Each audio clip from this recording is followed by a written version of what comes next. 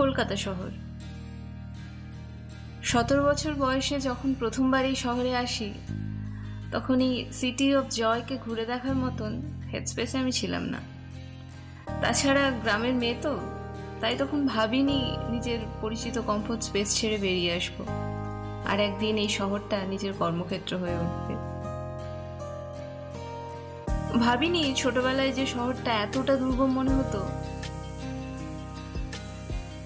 একদিন সেই শহরটা এতটা কাছের হয়ে উঠবে।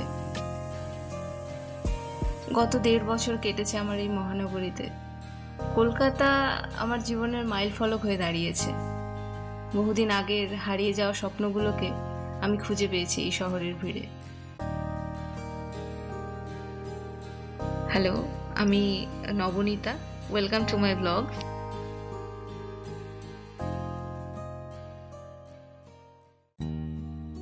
এটি আমার ইউটিউব চ্যানেল।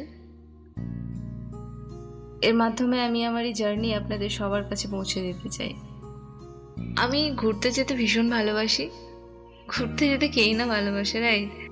কিন্তু আমার মতন এত সৌভাগ্যই বা কজনের হয়। অনেক আপস অ্যান্ড ডাউনসের মধ্যে দিয়ে গিয়েছে জীবন। অনেক ভয়, ইমপারফেকশন, হেজিটেশন রয়েছে আমার মধ্যে। তবুও কিছু কাছের মানুষের আবদারেই এই নতুন অধ্যায় শুরু করলাম। আমার কাজের মূল বিষয় ক্যান্সার। বর্তমানে আমি চিত্তরঞ্জন ন্যাশনাল ক্যান্সার ইনস্টিটিউটে কর্মরতা।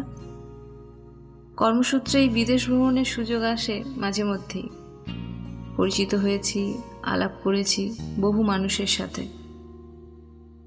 America, Korea, Canada, Spain, Portugal, France, Switzerland, Germany এবং সিঙ্গাপুরও ঘুরে এসেছি।